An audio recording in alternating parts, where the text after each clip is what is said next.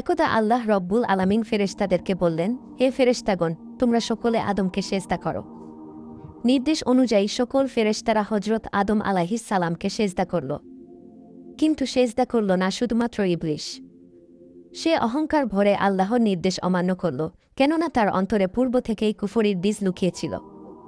তখন আল্লাহ রব্বুল আলামিন ইবলিসকে লক্ষ্য করে বললেন, হে ইবলিস, আমি আমার কুদরতি হাতে যাকে সৃষ্টি করলাম তার প্রতি সেজদা করতে তোমাকে নির্দেশ করলাম, তবুও তুমি কেন তাকে সেজদা করলে না? তুমি কি নিজেকে তার চেয়ে শ্রেষ্ঠ মনে করো? জবাবে ইবলিস বলল, আমি আদমকে কিছুতেই সেজদা করতে পারি না, কেননা আমাকে আপনি সৃষ্টি করেছেন আগুনের দ্বারা, আর আদমকে সৃষ্টি করেছেন নিকৃষ্ট মাটি দ্বারা। অতএব আগুন তো মাটির চেয়েও শ্রেষ্ঠ। তার কথা শুনে আল্লাহ রব্বুল আলামিন বললেন, হে ইবলিস, তুই মরদুদ হয়ে গিয়েছিস। রোজ কিয়ামত পর্যন্ত তোর উপরে আমার লানত বর্ষিত হতে থাকবে। আল্লাহ রব্বুল আলামিনের এই রূপ নির্দেশের পরেই ইবলিসের চেহারা বিকৃত হয়ে গেল। তার ভিতরে শয়তানের চেহারা আত্মপ্রকাশ করল এবং সমগ্র চেহারা অত্যন্ত কদাকার রূপ ধারণ করল। তার পরনে থাকা বেহেশতি পোশাক এবং মস্তক হতে বাদশাহী মুকুট মুহূর্তের মধ্যেই খুলে পড়ে গেল। এরপর আল্লাহ রব্বুল আলামিন ইবলিসকে লক্ষ্য করে বললেন, হে মরদুদ, তুই চিরদিনের জন্য আমার রহমত হতে দূর হয়ে গেলি। বেহেশত তোর জন্য নিষিদ্ধ হয়ে গেল, তুই এই মুহূর্তে বেহেশত থেকে বহিষ্কৃত হয়ে যা। তখন ইবলিস বলল, হে মাবুদ, আমি সুদীর্ঘ লক্ষ লক্ষ বছর ধরে তোমার ইবাদত করে আসছি, তার কি কোনো প্রতিদানই আমি তোমার কাছ থেকে পাব না? আমার প্রতি এইরূপ শাস্তি দেওয়া কি তোমার জন্য ইনসাফের কাজ হল? আল্লাহ রব্বুল আলামিন তখন ইবলিসকে বললেন, হে পাপিষ্ঠ ইবলিস, বল তুই আমার কাছ থেকে কি চাস? আজকে তুই আমার কাছ থেকে বেহেশত ব্যতীত যা চাইবি আমি তোকে সবকিছুই দান করব। কেননা কোনো প্রার্থনাকারীর প্রার্থনায় আমি ফিরিয়ে দেই না, সবার দোয়াই আমি কবুল করে থাকি। তখন ইবলিস বলল, হে প্রভু, আমার যখন কোনো দিনই বেহেশত নসিব হবে না, তখন তোমার নিকট আমার একটি প্রার্থনা এই যে, তুমি আমাকে রোজ কিয়ামত পর্যন্ত হায়াত দান করো। জবাবে আল্লাহ রব্বুল আলামিন বললেন, যা তোকে আমি কিয়ামত পর্যন্ত হায়াত বাড়িয়ে দিলাম। এবার ইবলিস বলল, হে মাবুদ, তোমার নিকটে আমার দ্বিতীয় প্রার্থনা এই যে, আমাকে তুমি এমন ক্ষমতা দান করো যাতে আমি তোমার যাবতীয় সৃষ্টিবস্তুকে দেখতে পাই, কিন্তু তারা এবং আদম সন্তান যেন আমাকে দেখতে না পারে, এবং আমি যেন আদম সন্তানের শরীরে রোগে রোগে ও শিরায় শিরায় বিচারণ করতে পারি, আর যে কোনো সময়ে আমি ইচ্ছামতো রূপ পরিবর্তন করতে পারি। আল্লাহ রব্বুল আলামিন বললেন, হে ইবলিস, ঠিক আছে, যাও, তোমার এই প্রার্থনাও আমি কবুল ও মঞ্জুর করলাম। পাপিষ্ঠ ইবলিস এইভাবে আল্লাহ রব্বুল আলামিনের পক্ষ থেকে অসীম ক্ষমতার অধিকারী হয়ে আল্লাহ রব্বুল আলামিনকে লক্ষ্য করে বলল, হে প্রভু, তুমি জেনে রাখো, আমি তোমারই নামের শপথ করে বলছি যে আদমের কারণে আমার সারা জীবনের সাধনা বরবাদ হয়ে গেল। আমি চিরদিনের জন্য তোমার নিকটে ঘৃণিত ও অভিশপ্ত হয়ে গেলাম, জীবনের পরম লক্ষ্য এবং তোমার সন্তুষ্টি ও বেহেশতে বসবাস করা হতে বঞ্চিত হলাম। সেই আদমের প্রতি ও তার বংশধরদের প্রতি এর চরম প্রতিশোধ না নিয়ে আমি কিছুতেই ছাড়ব না। আমি প্রতিজ্ঞা করলাম যে অবশ্যই আমি যুগে যুগে আগত আদম সন্তানগুলোকে পথভ্রষ্ট করে আমার সঙ্গেই দোজকবাসী করে ছাড়ব। আল্লাহ রব্বুল আলামিন বললেন, হে মরদুদ, যারা আমার নির্দেশ মেনে চলবে এবং হকের উপরে দৃঢ়ভাবে সুপ্রতিষ্ঠিত থাকবে, তাদেরকে তুমি কোনোদিনই পথভ্রষ্ট করতে সক্ষম হবে না। তবে যারা আমার আনুগত্য পরিত্যাগ করে তোর আনুগত্য করবে, নফসে আম্মারা তথা মন্দ কাজের দিকে প্ররোচিত হবে, তোর সঙ্গে আমি তাদেরকেও দোজখে নিক্ষেপ করব এবং আমি দোজখের উদরপূর্তি করব। এই সময় আল্লাহর নির্দেশে ফেরেশতাগণ ইবলিসকে গ্রেফতার করে বেহেশত থেকে বহিষ্কৃত করে দুনিয়ার সর্বাপেক্ষা গভীর সমুদ্রের নিম্নস্থলে তাকে নিক্ষেপ করল। আর সেই থেকে সমুদ্র ইবলিসের কার্য আঞ্জাম দেওয়ার জন্য দরবারে পরিণত হয়ে গেল। এদিকে আল্লাহ রব্বুল আলামিন ফেরেশতাদেরকে নির্দেশ দিলেন, তোমরা আদমকে সর্বশ্রেষ্ঠ জান্নাতুল ফেরদৌসে বসবাস করার ব্যবস্থা করে দাও। ফেরেশতারা আল্লাহ রব্বুল আলামিনের নির্দেশ অনুযায়ী হজরত আদম আলাইহিস সালামকে সুখশান্তির সব রকমের ব্যবস্থা করে দিল। তার আর কোনো রূপ অশান্তি এবং দুঃখ রইল না। অফুরন্ত নেয়ামত, আরামায়েশ ও সুখশান্তির মধ্যে হজরত আদম আলাইহিস সালাম বসবাস করতে লাগলেন। কিন্তু এটা চিরন্তন সত্য যে মানুষ যতই সুখশান্তির মধ্যে অবস্থান করুক না কেন, সঙ্গীসাথী ছাড়া দীর্ঘদিন একাকী জীবনযাপন করা তার জন্য অশান্তিজনক হয়ে ওঠে। হজরত আদম আলাইহিস সালামের ক্ষেত্রেও ঠিক একই অবস্থা ঘটল, যার ফলে তিনি জান্নাতুল ফেরদৌসের অকল্পনীয় সুখশান্তির মধ্যে থেকেও কেমন যেন তার মনের মধ্যে অশান্তি বিরাজ করতে থাকল।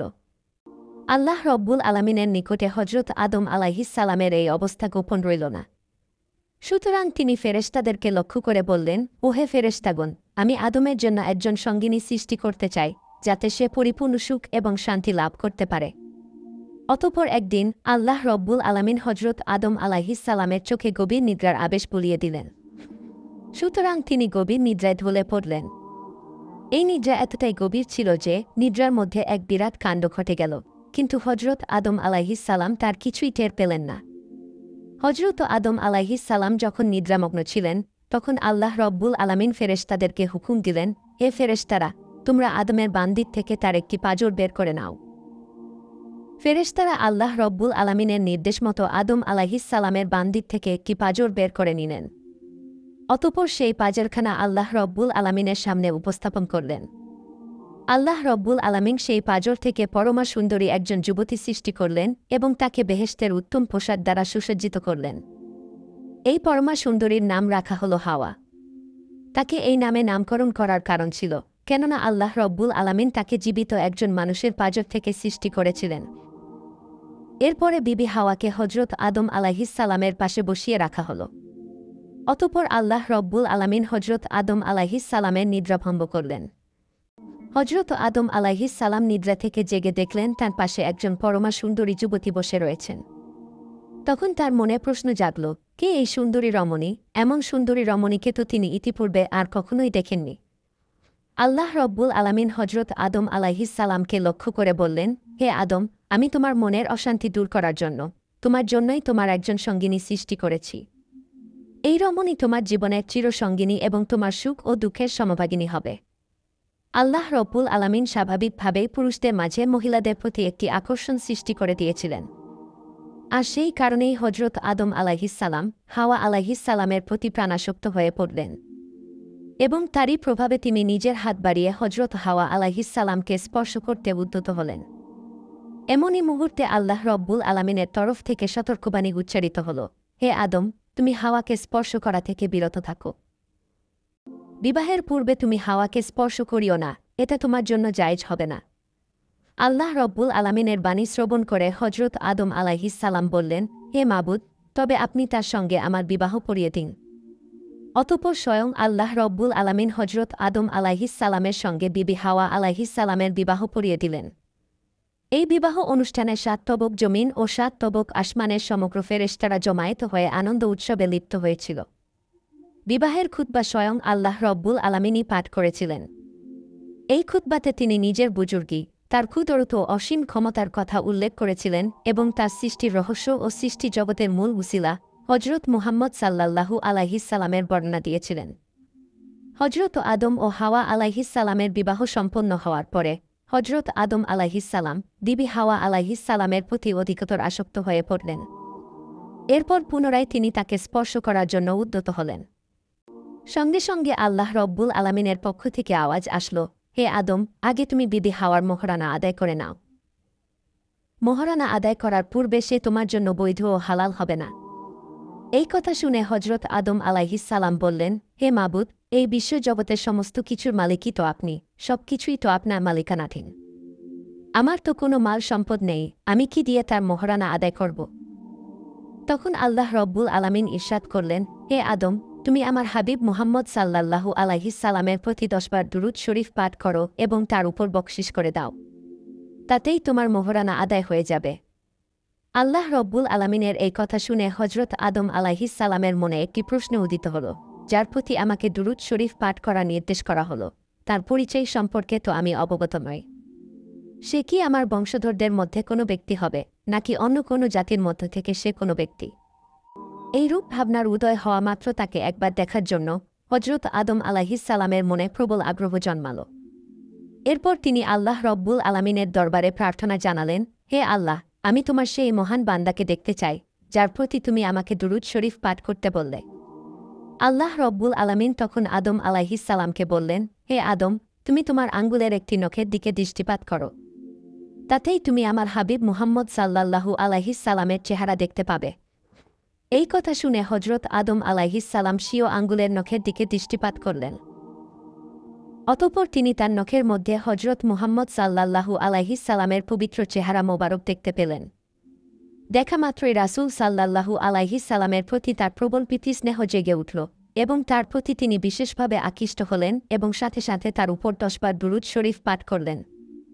তখন আল্লাহ রব্বুল আলামিন ইরশাদ করলেন, হে আদম, তুমি যে একান্ত ও ভক্তি বিশ্বাসের সাথে 10 বার আমার হাবিবের প্রতি দুরূদ শরীফ পাঠ করলে, তার ফলে আমি তোমার জন্য বিবি হাওয়াকে বৈধ করে দিলাম এবং তোমার মর্যাদা ও মর্তবা অনেক গুণ বৃদ্ধি করে দিলাম।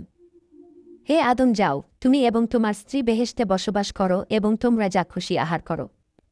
বেহেশতের সবকিছুই তোমাদের জন্য হালাল করে দিলাম। অতঃপর আল্লাহ রব্বুল আলামিন হজরত আদম আলাইহিস সালামকে গন্ধম গাছের দিকে ইঙ্গিত করে বললেন, হে আদম, তুমি ও তোমার স্ত্রী বেহেশতে অবস্থান করো এবং তোমরা বেহেশত হতে স্বাচ্ছন্দ্যে যা ইচ্ছা ভক্ষণ করো, কিন্তু তোমরা ওই বৃক্ষটির নিকটবর্তী হইল না। যদি তোমরা সেই বৃক্ষটির নিকটবর্তী হও, তাহলে তোমরা ক্ষতিগ্রস্তদের অন্তর্ভুক্ত হয়ে যাবে। তখন হজরত আদম আলাইহিস সালাম বললেন, হে মাবুদ, আমরা পুরোপুরিভাবে আপনার আদেশ পালন করব। আপনার অসীম অনুগ্রহে আমরা জান্নাতে অফুরন্ত নেয়ামত লাভ করেছি এবং এখানে আমাদের এত সুখশান্তি নসিব হয়েছে, তাতে ওই একটি মাত্র বৃক্ষের ফল ভক্ষণ না করলে আমাদের এমন কি বা আসে যায়, আর সেই বৃক্ষের ফল ভক্ষণ করে আমরা কেনই বা আপনার আদেশ অমান্য করব? আর এতে কি আমাদের কোনো উপকার রয়েছে? আল্লাহ তাআলা বললেন, হে আদম, ওই বৃক্ষের ফল না খেলে তোমাদের কোনোই ক্ষতি হবে না, কিন্তু যদি তোমরা তার ফল ভক্ষণ করে ফেলো, তাহলে তোমরা এমন ক্ষতির সম্মুখীন হবে যা কোনো কিছু দ্বারাই পূরণ করা যাবে না। আল্লাহ তাআলার নির্দেশ অনুযায়ী হজরত আদম আলাইহিস সালাম ও বিবি হাওয়া আলাইহিস সালাম পরম সুখশান্তিতে বেহেশতে বসবাস করতে লাগলেন। কিন্তু তাদের এই সুখশান্তির জীবন দেখে ইবলিস জ্বলে পুড়ে ছারখার হয়ে যেতে লাগল, কারণ তার মনে সর্বদাই আদম আলাইহিস সালামের প্রতি হিংসা কাজ করত। তার ফলেই সে তাদের চরম ক্ষতি সাধন করার জন্য প্রতিজ্ঞাবদ্ধ ছিল। তাই সে সর্বদাই এই চিন্তায় মগ্ন ছিল যে কি করে শীঘ্রই তাদেরকে বেহেশত থেকে বহিষ্কার করা যায়। ইবলিশকে যদিও বেহেশত থেকে বাইরে বের করে দেওয়া হয়েছিল, তথাপি সে সপ্ত আসমান পর্যন্ত সর্বদা অবাধ গতিতে বিচরণ করতে পারত। সুতরাং সে সপ্ত আসমান অতিক্রম করে একেবারে বেহেশতের দরজা পর্যন্ত উপনীত হতে পারত এবং ঘন ঘন সে বেহেশতের দরজার সামনে আসা যাওয়া করতে থাকত। কিন্তু সে বেহেশতের ভিতরে কোনো ক্রমেই প্রবেশ করতে পারছিল না। তাই ইবলিশ এই আশায় বুক বাঁধল, যদি সে বেহেশতের বাইরে থেকে কোনো রকমে হজরত আদম ও বিবি হাওয়াকে দেখতে পায়, তাহলে তাদেরকে মিথ্যা প্রলোভন দেখিয়ে ধোঁকা দেওয়া মোটেও কঠিন কাজ হবে না। এই আশার বশবর্তী হয়ে ইবলিশ বেহেশতের দরজায় বসে থাকল এবং একাধারে দীর্ঘদিন সেভাবেই কাটিয়ে দিল। কিন্তু এই সুদীর্ঘ সময়ের মধ্যে একটি বারের জন্য হজরত আদম আলাইহিস সালাম ও বিবি হাওয়ার সাথে তার সাক্ষাৎ হল না। এইভাবে আরও কিছুদিন অতিবাহিত হওয়ার পর একদা ইবলিশ বেহেশতের দরজায় একটি ময়ূরকে দেখতে পেল। ময়ূর তাকে জিজ্ঞাসা করল, ওহে জনাব, তুমি কে এবং কেন এমনভাবে এখানে বসে থাকছ? ইবলিশ বলল, আমি আল্লাহ তাআলার জনৈক ফেরেশতা, আল্লাহর ইবাদত বন্দেগী ছাড়া আমার আর কোনোই কাজ নেই। তবে অন্যান্য ফেরেশতাদের নিকটে শুনেছি, আল্লাহ রব্বুল আলামিন তার নেককার বান্দাদের জন্য বেহেশত নামক এই অপূর্ব স্থানটি নির্মাণ করে রেখেছেন। এর অভ্যন্তরভাগের অপরূপ দৃশ্য এবং এর অমূল্য ও অফুরন্ত নাজ নিয়ামতসমূহ এমনই বিচিত্র ও বিস্ময়কর, যা একবার চোখে না দেখলে তার সম্পর্কে কল্পনা করাও সম্ভব নয়। ফেরেশতাদের মুখে বেহেশতের এরূপ বর্ণনা শুনে আমি বেহেশতের অভ্যন্তরভাগ একটিবার চোখে দেখার জন্য আজ সুদীর্ঘকাল ধরে এখানে বসে আছি এবং আমি এই আশায় বুক পেতে আছি, দেখি কোনো দয়ালু বেহেশতবাসী আমার এই মনের আশা পূরণ করার জন্য সুদীর্ঘকাল পরেও একটিবার বেহেশতের ভিতরে প্রবেশ করায় কিনা। ওহে ময়ূর, তুমি কি আমার এই মনের সুপ্ত বাসনাকে পূর্ণ করবে? ময়ূর উত্তর দিল, না জনাব, আমার দ্বারা কোনো মতেই তা করা সম্ভব নয়, কেননা বাহির থেকে কাউকেও বেহেশতের অভ্যন্তরে প্রবেশ করানো সম্পূর্ণ নিষিদ্ধ। অতএব আমার এমন সাধ্য নেই যে আমি তোমাকে বেহেশতের ভিতরে নিয়ে যাব।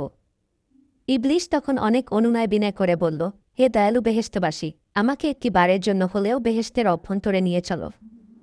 কিন্তু ময়ূর কিছুতেই তার কথা শুনল না।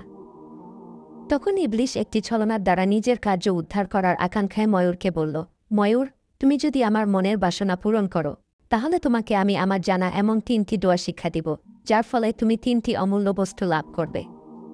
তার প্রথমটি হলো এই যে সারা জীবনে তুমি কখনো বৃদ্ধ হবে না। দ্বিতীয়টি হলো এই যে তুমি চিরদিনের জন্য অমর হয়ে থাকবে, কোনো দিন তোমার মৃত্যু ঘটবে না।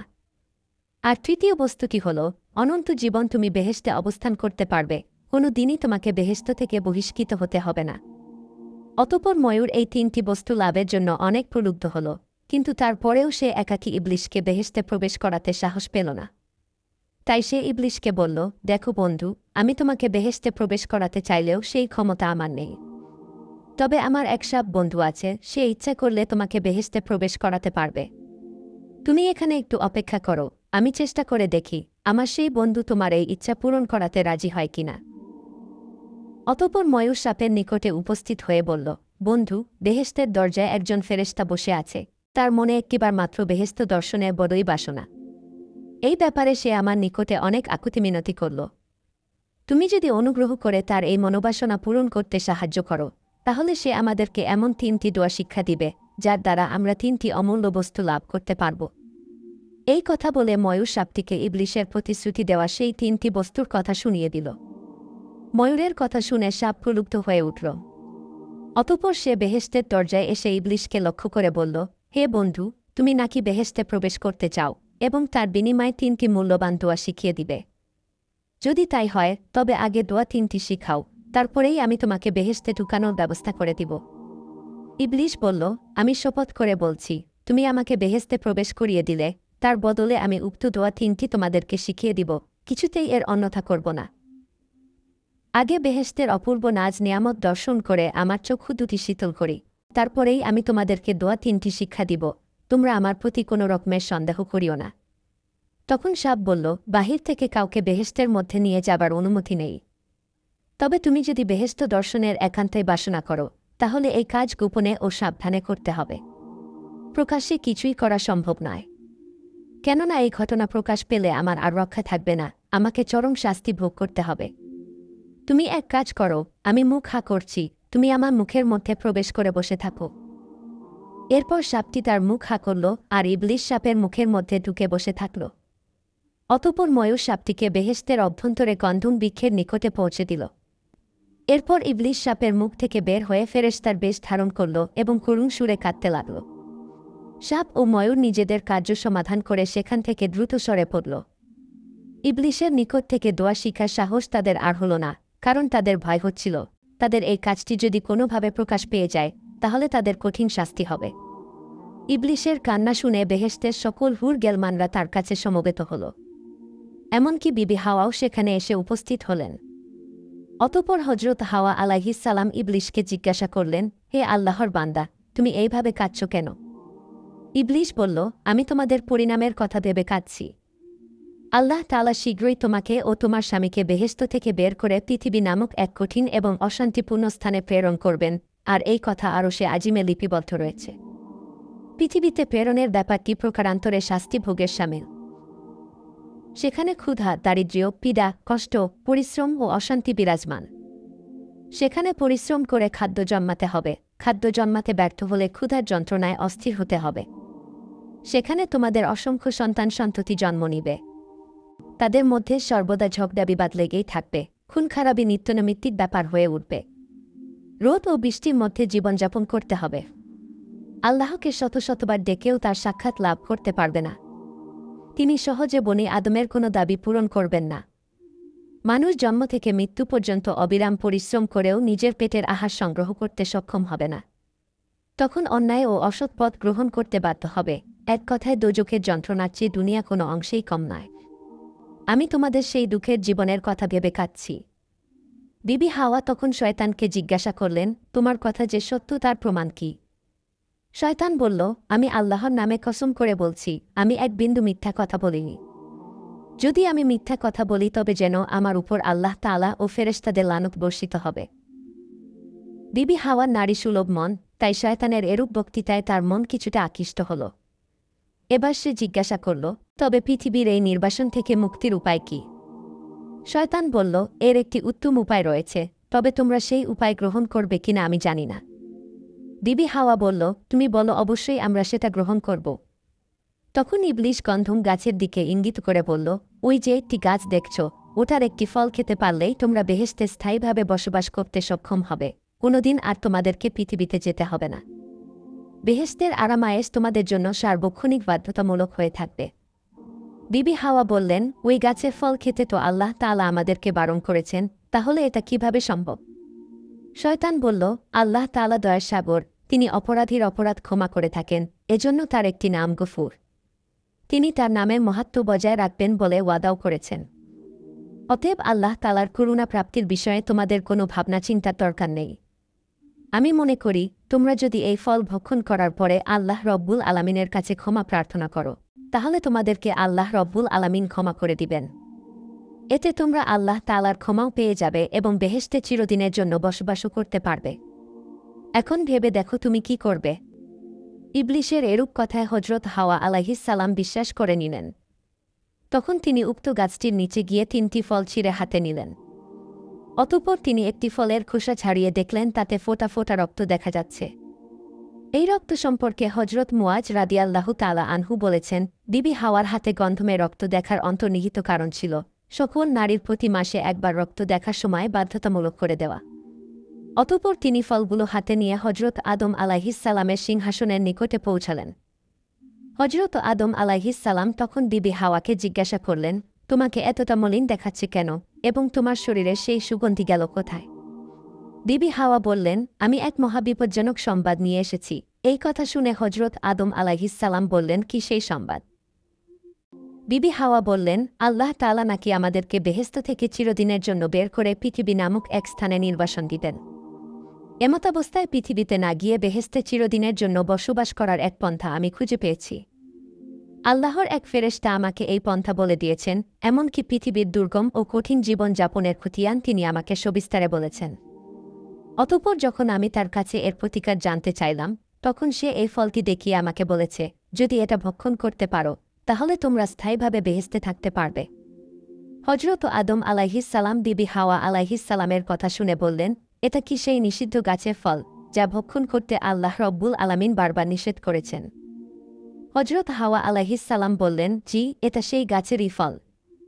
তখন হজরত আদম আলাইহিস সালাম বললেন, আমি কখনোই আল্লাহ রব্বুল আলামিনের নির্দেশ অমান্য করে এই ফল ভক্ষণ করতে পারব না। তুমি আমার সাথে দ্বিতীয়বার আর এই ব্যাপারে কোনো কথা বলবে না। এখন এখান থেকে চলে যাও। অতঃপর হজরত আদম আলাইহিস সালাম আল্লাহ তাআলার আদেশ লঙ্ঘনের ভয়ে তার সিংহাসনকে হুকুম দিলেন অন্যত্র চলে যাওয়ার জন্য।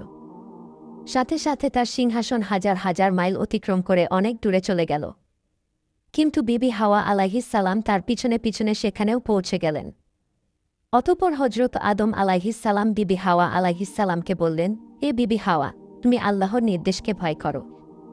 এর খেলাপ করলে আমরা চিরদিনের জন্য নাফরমান হিসেবে শাস্তি ভোগ করতে থাকব। বিবি হাওয়া বললেন, তুমি সঠিক ঘটনাটি কেন অনুধাবন করতে সক্ষম হচ্ছ না? আল্লাহর ফেরেশতা কোনোদিন মিথ্যা কথা বলতে পারেন না। তিনি আমাকে বারবার কসম করে বলেছেন, অতএব তার এই সংবাদ আদৌ মিথ্যা হতে পারে না। তুমি আমার কথা বিশ্বাস করো এবং এই ফলটি ভক্ষণ করো। তখন হজরত আদম আলাইহিস সালাম বললেন, যদি আল্লাহ তাআলা আমাদেরকে পৃথিবীতে নির্বাসন দিতে পছন্দ করেন তাহলে আমি তাই স্বাচ্ছন্দ্যে মেনে নেব, তবুও তার আদেশের বিরোধিতা আমি করতে পারব না। বিবি হাওয়া যখন দেখলেন হজরত আদম আলাইহিস সালাম কোনো কথাই শুনছেন না, শেষ পর্যন্ত তিনি বললেন, হে আদম, তুমি চিন্তা করে দেখো, আল্লাহ রব্বুল আলামিন রহমানুর রহিম, তিনি বান্দার সকল গুনাহ ক্ষমা করে দিয়ে থাকেন। আমরা এই ফল ভক্ষণ করার পরে যদি আল্লাহ রব্বুল আলামিনের কাছে এই গুনার জন্য ক্ষমা চাই, তিনি তার দোয়ার বদৌলতে আমাদেরকে ক্ষমা করে দিবেন। এতে আমরা বেহেশতে স্থায়ী হতে পারব এবং আল্লাহ রব্বুল আলামিনের ক্ষমাও পেয়ে যাব।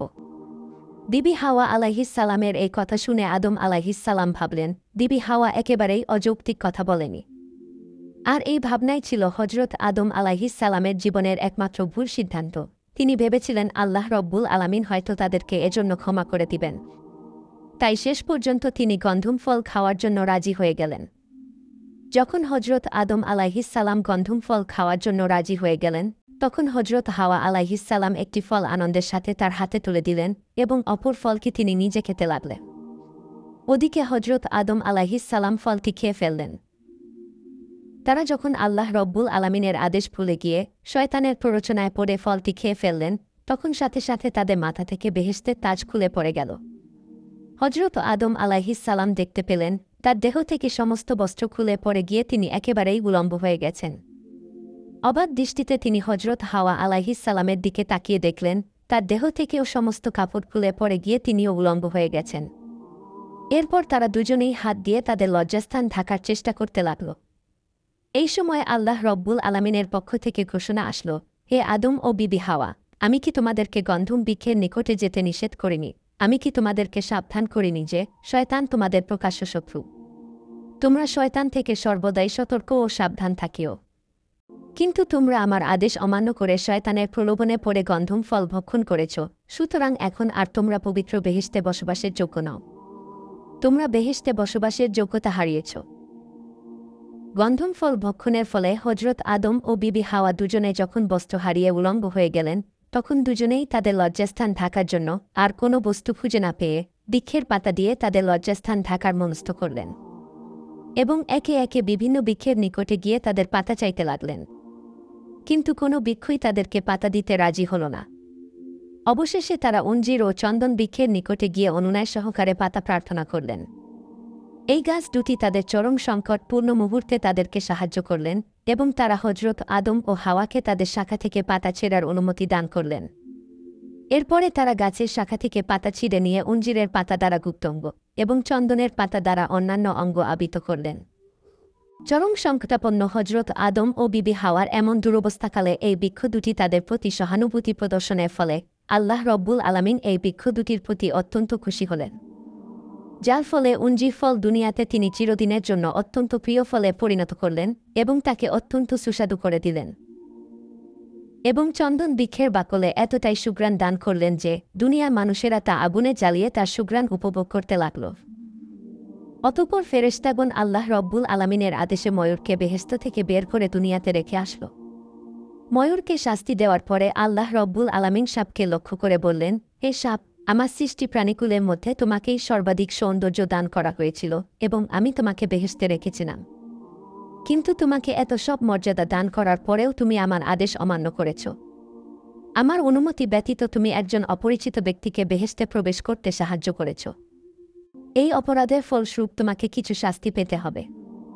প্রথমত, এই মুহূর্তে তোমাকে বেহেশত থেকে বহিষ্কার করা হবে এবং তোমার অপরূপ সৌন্দর্য বিনষ্ট করে তোমাকে কুৎসিত আকৃতির করে দেওয়া হবে। তুমি যেই পায়ের সাহায্যে ইবলিশকে বেহেশতে প্রবেশ করিয়েছিলে, তোমার সেই পা নিশ্চিহ্ন করে দেওয়া হবে এবং তোমাকে সারা জীবন পা ছাড়াই চলাফেরা করতে হবে। যেই মুখের ভিতরে করে তুমি ইবলিশকে বেহেশতে প্রবেশ করিয়েছিলে, তোমার সেই মুখে সুগন্ধির বিনিময়ে তীব্র বিষ রেখে দেওয়া হবে। মানব সন্তান তোমাকে দেখামাত্র হত্যা করার চেষ্টা করবে। অতঃপর আল্লাহ তাআলার নির্দেশে ফেরেশতাগণ সাপকেও বেহেশত থেকে বহিষ্কার করে দুনিয়াতে রেখে আসল। সর্বশেষে আল্লাহ রব্বুল আলামিন ইবলিশকে লক্ষ্য করে বললেন, হে পাপিষ্ঠ ইবলিশ, আমার আদেশ অমান্য করার জন্য তোমাকে পূর্বেই বেহেশত থেকে বহিষ্কার করেছিলাম। পুনরায় তুমি আমার অনুমতি ছাড়া বেহেশতে প্রবেশ করেছ এবং আদম ও হাওয়াকে ধোঁকা দিয়েছ। এজন্য তোমার তাওবার রাস্তা চিরদিনের জন্য বন্ধ করে দিলাম এবং কিয়ামত পর্যন্ত তোমার উপর আমার লানত বর্ষিত হতে থাকবে। আর আজ থেকে তোমার জন্য আসমানের সকল দরজাগুলো বন্ধ করে দেওয়া হবে। এরপর ফেরেশতাগণ আল্লাহ রব্বুল আলামিনের হুকুমে ইবলিশকেও পুনরায় বেহেশত থেকে বহিষ্কার করে দুনিয়াতে নিক্ষেপ করলেন। বেহেশত হতে হজরত আদম আলাইহিসসালাম একটিতে এবং বিবি হাওয়া আলাইহিসসালাম জেদ্দায় পতিত হয়ে চারদিকে অন্ধকার দেখতে লাগলেন। জনমানবহীন এমন অপরিচিত পৃথিবীতে এভাবে সহসা পতিত হয়ে তারা যেন অকুল দরিয়ায় ভাসতে লাগলেন। এত বড় প্রশস্ত দুনিয়ার জমিনে কে কোথায় রয়েছে তার ঠিকানা তাদের জানা ছিল না। সুতরাং বহু দূরবর্তী দুটি স্থানে বসে তারা কেঁদে কেঁদে বুক ভাসাতে লাগলেন। হজরত আদম আলাইহিসসালাম শরণদ্বীপে বসে কাঁদছিলেন, অপরদিকে জেদ্দায় বসে বিবি হাওয়া একইভাবে কান্না করছিলেন। কোনো কোনো রেওয়ায়েতে পাওয়া যায় হজরত আদম ও বিবি হাওয়া আলাইহিসসালাম এইরূপ একাধারে নিরবিচ্ছিন্নভাবে ৩০০ বছর ক্রন্দন করেছিলেন। এভাবে প্রায় ৩০০ বছর অতিবাহিত হল।